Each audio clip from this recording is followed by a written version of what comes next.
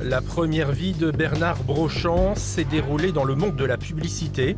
La seconde, dans laquelle il se fera connaître du grand public et dans l'univers politique. Sa victoire, un show à l'américaine. Né en 1938 à Nice, Bernard Brochand deviendra maire de Cannes en mars 2001, puis député le mois suivant. C'est le marché Bourville, nous sommes chez nous. C'est d'ici que partira... Un poste de maire qu'il conservera durant plus de 13 ans. L'homme arrive à la tête de Cannes avec une priorité, mettre de l'ordre dans les comptes de la ville. Il mettra fin notamment aux années de gestion opaque de ses prédécesseurs. De nombreuses subventions seront supprimées, une gestion digne d'une entreprise privée en quelque sorte. C'est une question de travailler pour le bien du bassin cannois, pour cette circonscription.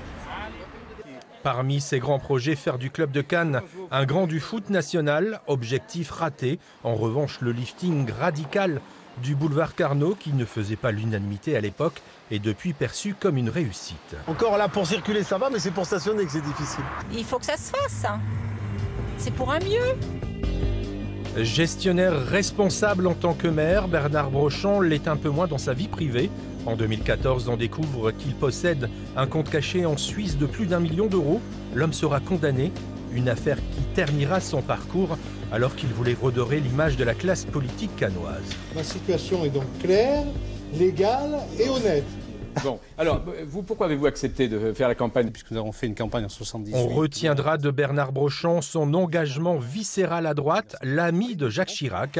Il sera notamment à l'origine du slogan « Manger des pommes ».